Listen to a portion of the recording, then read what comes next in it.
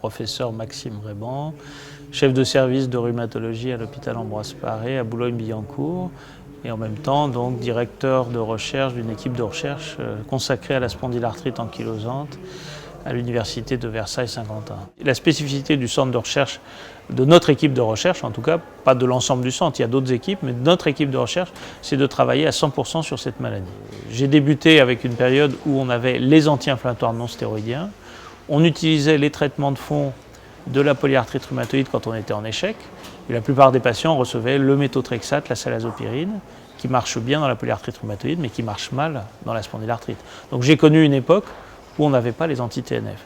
Donc il y a eu un progrès considérable dans le sens où, à mon avis, on a réglé 25 à 50% des problèmes des patients qui, avant, n'avaient pas de traitement.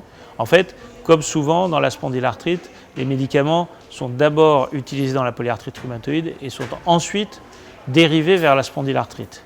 C'est-à-dire que l'innovation primaire dans la spondylarthrite n'existait pas jusqu'à récemment.